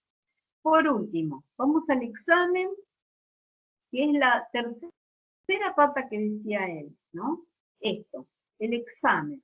Todo esto, el poder disciplinario lo que hace es examinar. Siempre va a estar calificando. A ver, bueno, lo hacemos en la escuela también. ¿Qué tipo de carácter es? Si es sumiso, si no es sumiso, si es creativo, si no es creativo, si es... Clasificando, en la escuela también lo vemos, si es, bueno, cada vez más lo vemos, ¿no? Si es caracterizado, si es rebelde, si es, bueno, hay un montón de figuras para las niñas, por ejemplo, y acá también, si es peligroso, si no es peligroso, si castiga para sí, si hace daño para afuera, si no, si tiene intereses, si no tiene intereses, si es abúlico, si es rebelde, si es toda esta cuestión. Tenemos que ir clasificándolo y después castigarlo, ¿no? En el sentido de, bueno, aprobaste, no aprobaste, ¿no?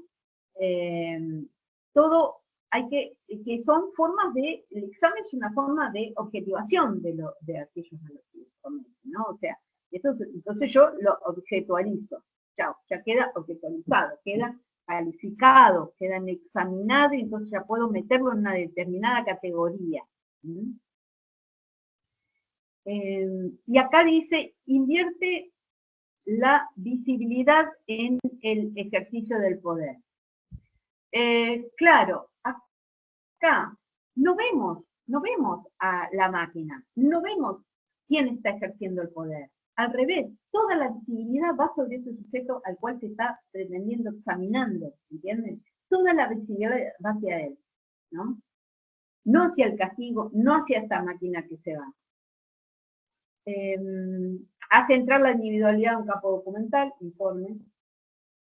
Hace de cada individuo un caso, un objeto para un conocimiento y una presa para un poder. Fíjense. Y en un régimen disciplinario, cuando el poder se vuelve más anónimo y más funcional, aquellos sobre los que se ejerce tienden a estar más fuertemente individualizados.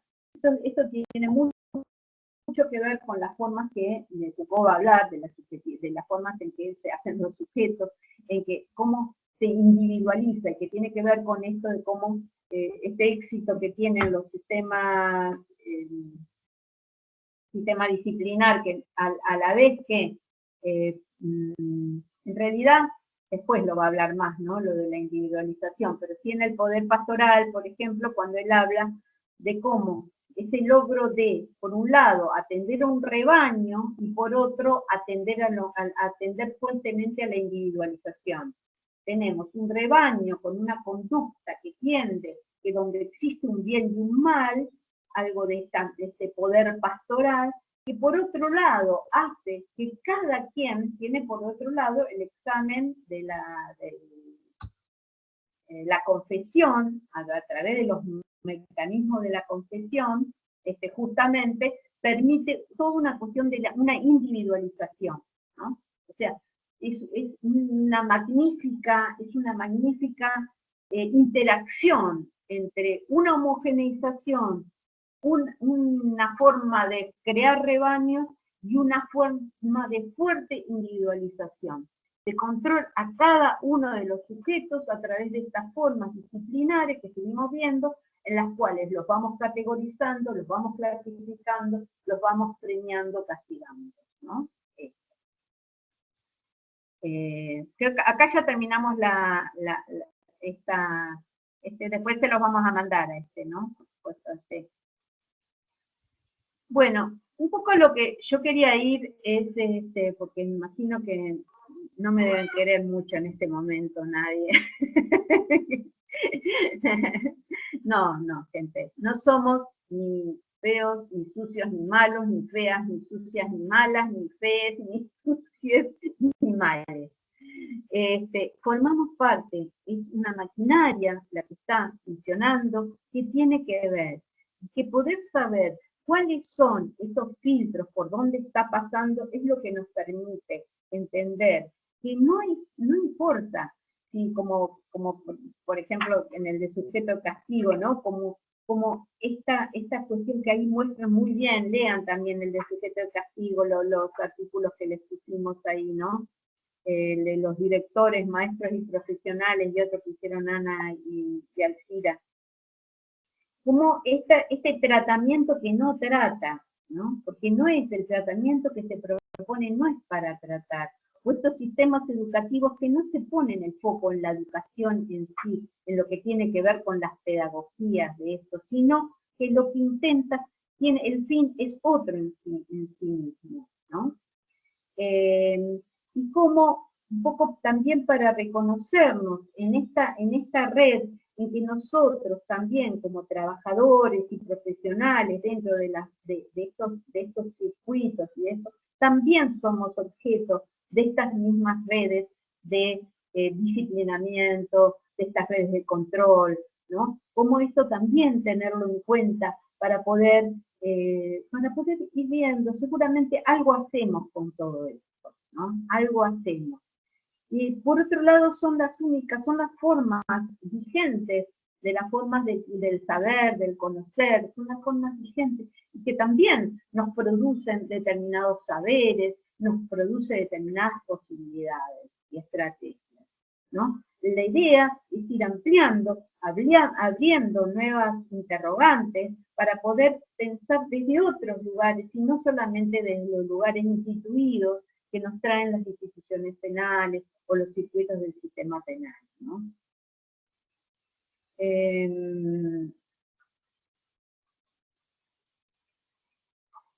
cómo construir un espacio, un lugar que aloje, cómo salir de las vigilancias a merced de ser solamente un ojo, ¿no?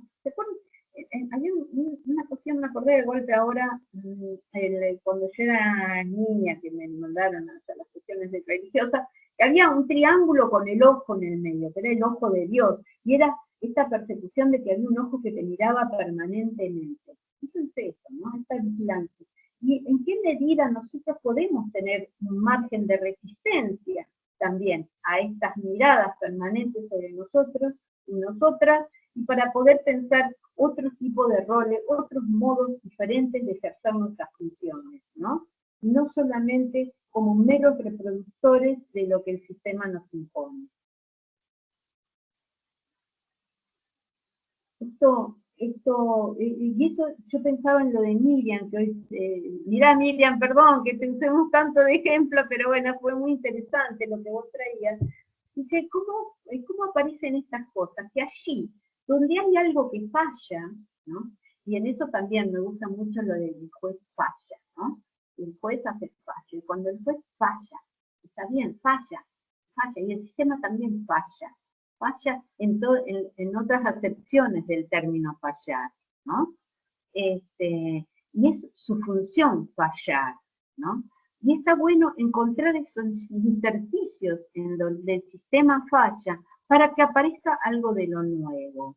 Allí, donde el sistema se les quebró, no andaban un montón de cosas, aparecen trabajadoras y trabajadores del sistema penal, de este sistema, de Secretaría de Niñez, que empiezan a buscar otros elementos, porque ya no llevan de suyo. Y eso está muy interesante, encontrar esos intersticios en los cuales nosotros podemos filtrarnos para poder hacer algo que haga al fortalecimiento de las subjetividades, porque en definitiva, ustedes estaban fortaleciendo las subjetividades.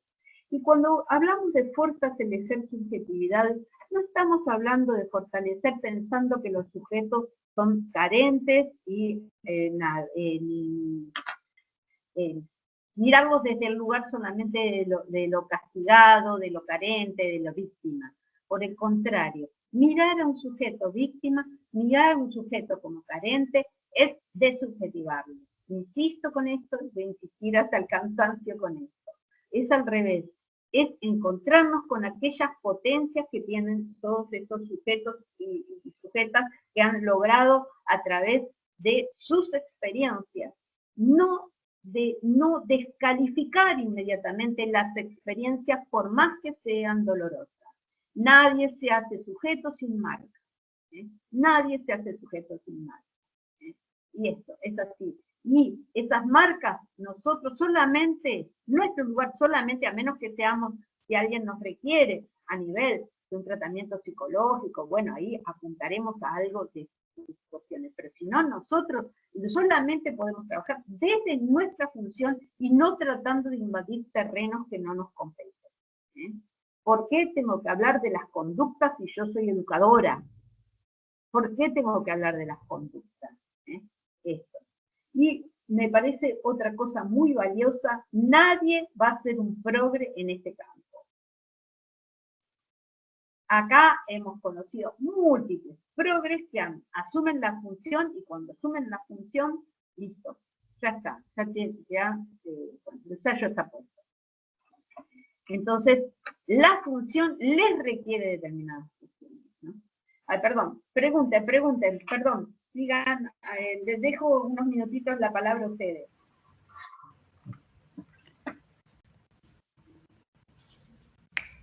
Lo que quería es que entiendan cómo funciona el sistema, para que ustedes, para que podamos tener más herramientas. Sí, ahí Sil, por los dos te comento que hace un ratito Cecilia comentó en el chat, vinculado a lo que vos en ese momento estabas desarrollando con lo que decía Howard Becker en Outsiders y también Merton sobre el desvío y los grados de expectativas. Claro, no sé si Cecilia quiere ampliar un poco más. ¿Querés comentarlo? Ay, sí, Outsiders. O bueno, u otra persona que si quieren preguntar Claro. algo, decir algo. Alguien que quiera.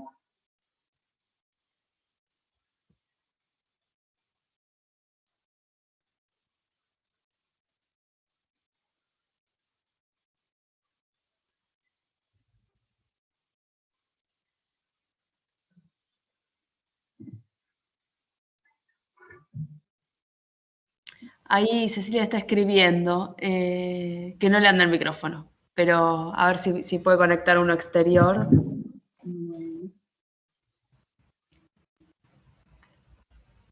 Pero enseña, anímense a abrir el micrófono porque así se enriquece.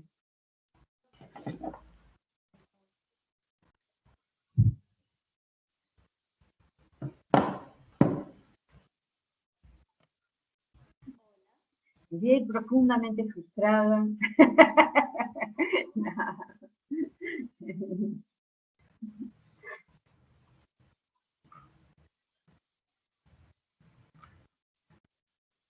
Bien, que voy a seguir hablando.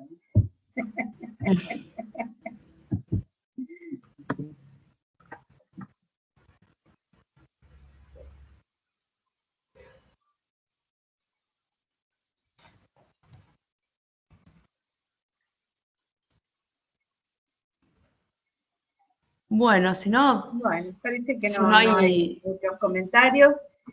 Bueno, insisto, gente, en que yo... Ah, no... perdón, Silvia, ahí escribió Cecilia que, bueno, que sigue con problemas con el micrófono, pero lo que quería ella aportar era, disculpen, lo interesante del resultado del concepto de desviado como norma impuesta por el Estado sobre lo que se considera que es o que no es un desvío. Ese es lo que Cecilia quería aportar a... Claro.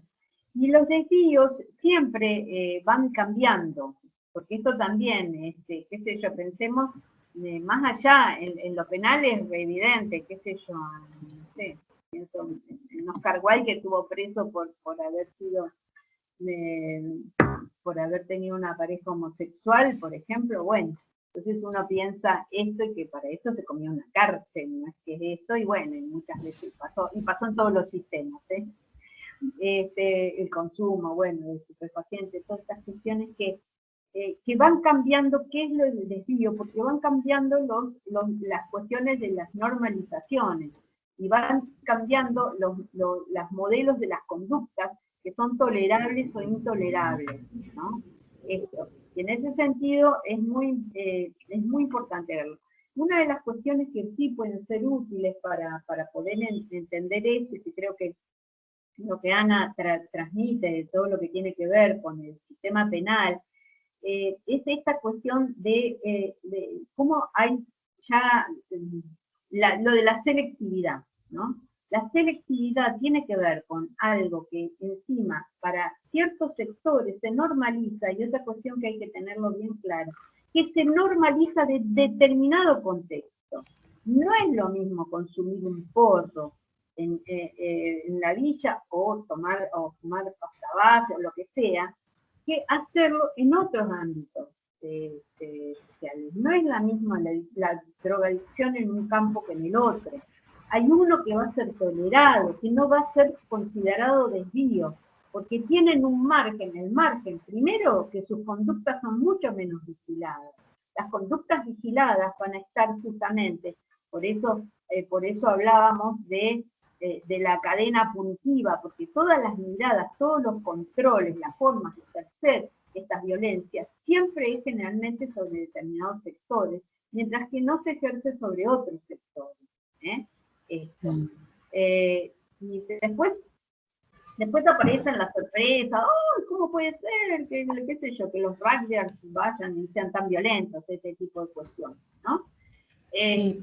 Perdón, Sil, no, solo para aportar que justamente como sigue con pruebas con el micrófono, ahí Cecilia decía que un buen ejemplo sobre la definición de la desviación y el carácter performativo y divisor que tiene la definición de desvío aparece fuerte en el consumo de estupefacientes, cosa cuya persecución tiene un sesgo, esto ya lo agrego yo, pobre, no le quiero adjudicar mis opiniones a Cecilia, pero digo esto de que trae Cecilia de la ley de estupefacientes es una de las más interesantes ejemplos, porque justamente hay un sesgo de clase marcado en la persecución de ese delito. Los consumos de estupefacientes tienen un carácter, bueno, bien transversal en la estructura de clase, sin embargo, la criminalización de esas conductas a partir de la,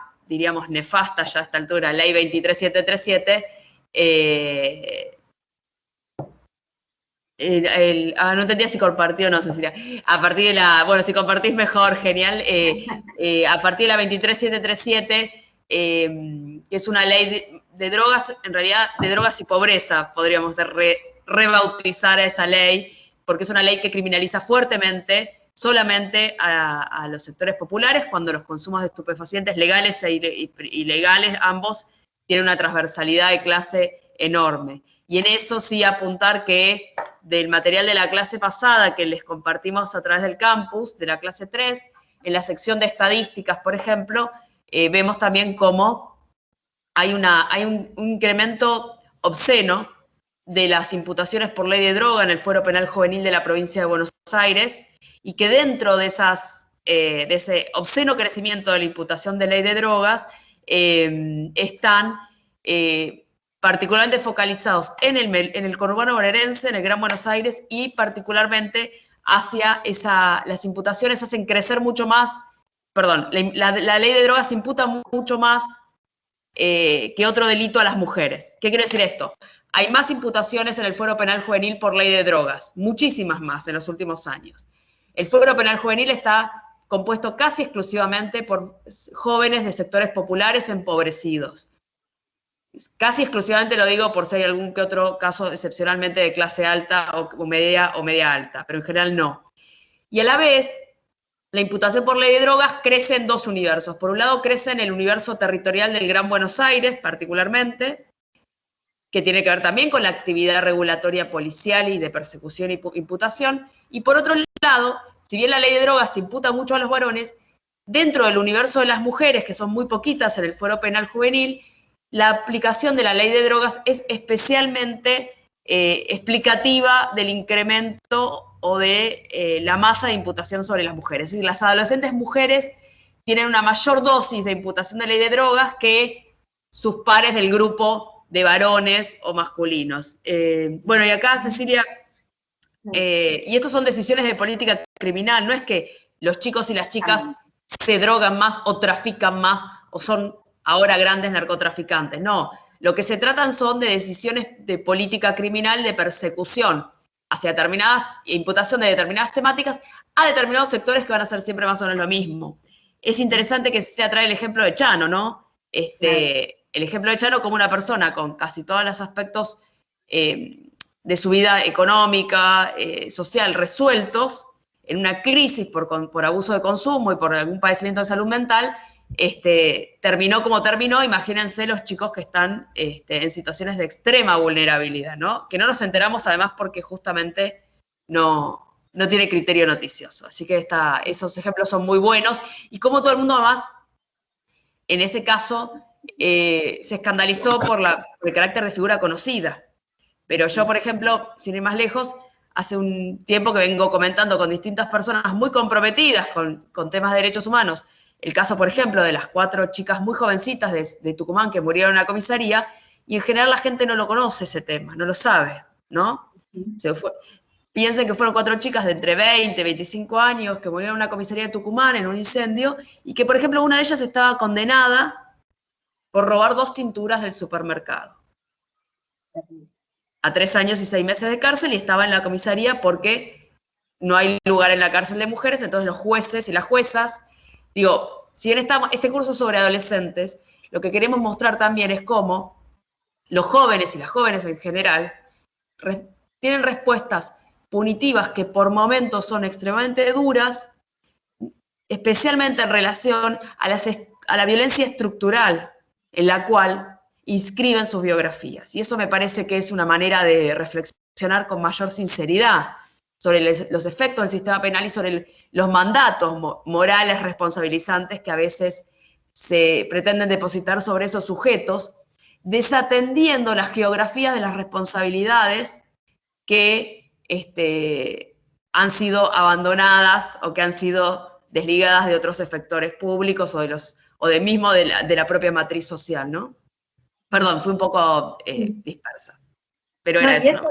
Sí, y aparte es eso, ¿no? En las normalizaciones, ¿no? Digamos también se normalizan los déficits, ¿no? Esta cuestión después se establece como que determinadas poblaciones tienen ciertos déficits, por ejemplo acá dice, los pobres no le importan a nadie, para no variar, dice Vanessa, y la verdad es que en cierta medida se naturalizan los déficits. A ver, en las políticas públicas, por ejemplo en la ciudad de Buenos Aires hay un gran déficit de escuelas, de instituciones escolares en los sectores más pobres, digamos, en los barrios más pobres de la zona sur y la zona sur de Buenos Aires, que no llegan al cupo, no cubren el cupo y bueno, y ponen un montón de parches para eso, ¿no?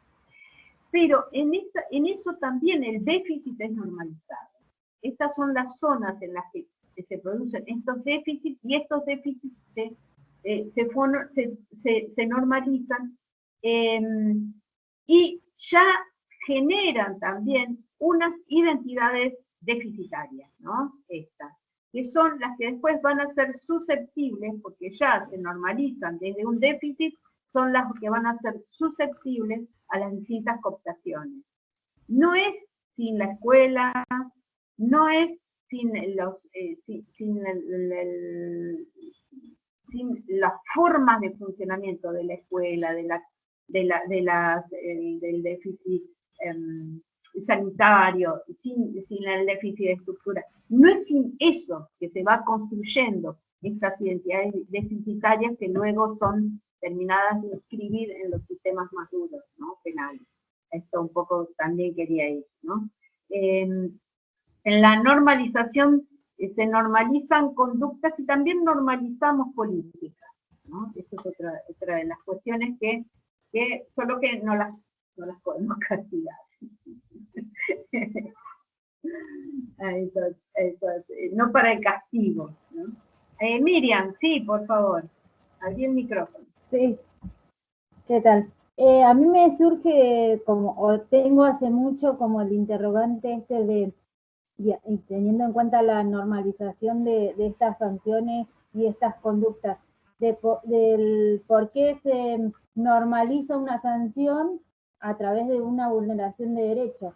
Es decir, vamos a castigar o sancionar a un adolescente exigiéndole que tiene que cumplir con el secundario, que tiene que terminar el secundario, que tiene que, no sé, esto de fijar un domicilio y tener dónde vivir, cuando sabemos que son estas cuestiones relacionadas al empobrecimiento o los sectores más vulnerables, son cuestiones difíciles de llevar a cabo.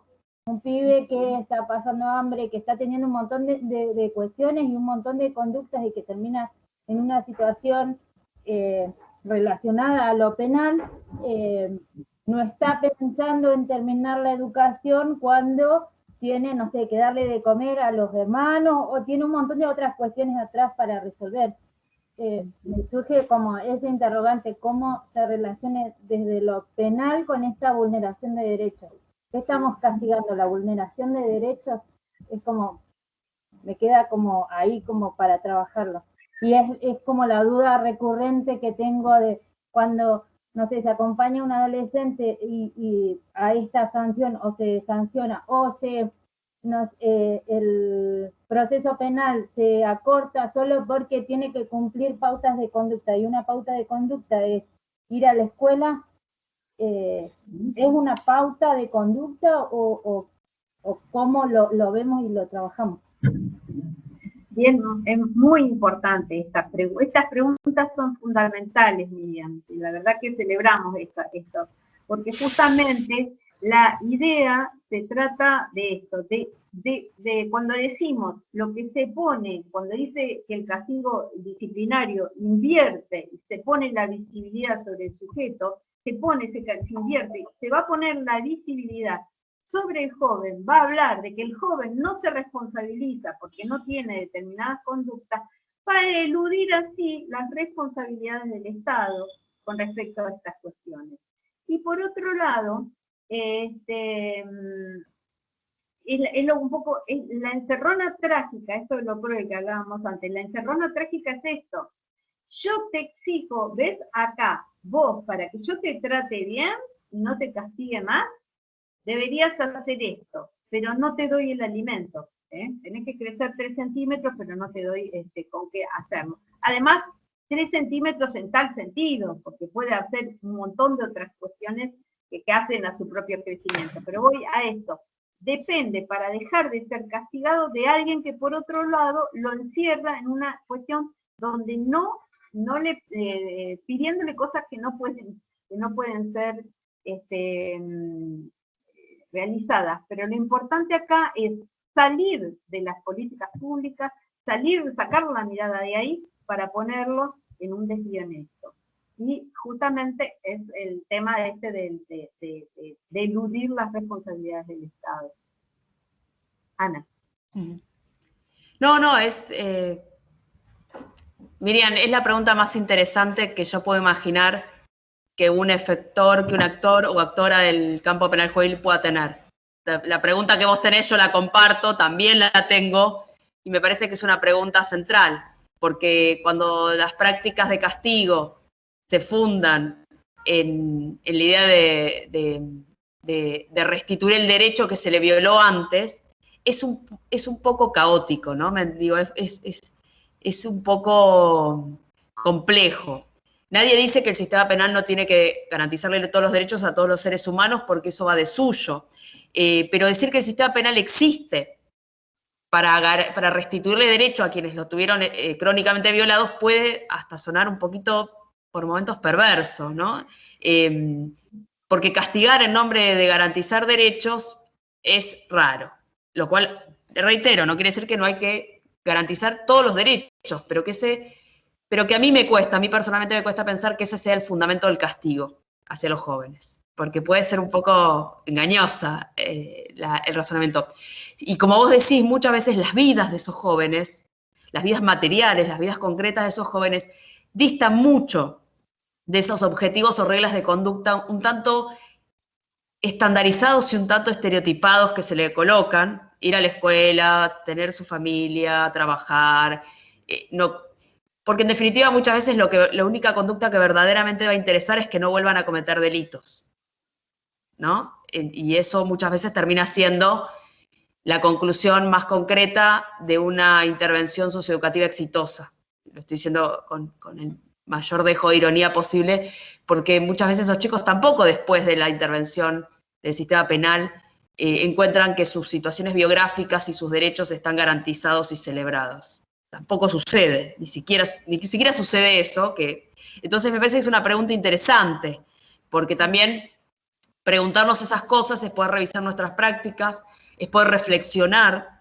Hoy me gustó mucho cuando Silvia comentaba esto de cuando nos mandan a pensar, que no te mandan a pensar, porque pensar es otra cosa. Bueno, me parece que todos y todas nosotras lo que no tenemos, y por eso el quinto y último encuentro de este curso va a ser un taller de trabajo y de debate con todas ustedes y todos ustedes. Me parece que lo que no podemos permitir que se nos sustraiga es la capacidad de reflexionar sobre estas cosas. Y muchas veces no vamos a tener una resolución o una respuesta inmediata. Y muchas veces las cuestiones tienen enormes complejidades estructurales, pero que tienen que formar parte de nuestras reflexiones para diseñar nuestras acciones. Y se puede accionar reflexionando sobre lo estructural, pero incidiendo sobre lo concreto y lo inmediato. Así que yo, en verdad, me pareció súper interesante esta pregunta. Y yo mi sugerencia es que no te abandones esa pregunta. Es una excelente pregunta. Y las buenas preguntas siempre es más potente, política, profesionalmente, intelectualmente, mantenerlas encendidas. Eso nada más me gustaría decirle a Miriam. Sí, totalmente coincido en todo lo que dijiste, Ana, y bueno, lo más importante es eso. Si tenemos respuestas para todo, desconfiemos. Así que quedémonos con las preguntas, con los interrogantes, con la complejidad, y que por esto que a veces lo vemos como inexplicable para la contingencia. Ahí, en la contingencia, nada de, ¿qué podrá hacer? Dejémonos atravesar por contingencia. ¿Qué puede pasar? ¿Qué puede suceder? Que nos aparezca, dejar siempre ese espacio. Y no por los determinismos que ya vimos tan claramente. Bueno, nos estaremos viendo el miércoles próximo, en este último encuentro. Da pena El ahora que la próximo estamos miércoles, sí. Siempre el mismo horario, último día, seguimos con el mismo enlace. Antes de eso les vamos a hacer llegar a todos y todas los enlaces de las últimas 4 clases para que quienes no pudieron acceder o quienes quieran volver a verla, lo puedan hacer. Así que ahí les vamos a estar pasando por correo electrónico esos enlaces, seguramente cuando esté cerrando esta semana. Así que bueno, nos volvemos a encontrar la semana que viene. Desde ya, enormes agradecimientos a Silvia y a Ana Laura, que siempre nos acompañan, y a todos ustedes que también asistieron al curso. Así que nos vemos la semana que viene. Buena semana, gracias por todo, gracias Camilo. Hasta la próxima. Adiós. Juliana.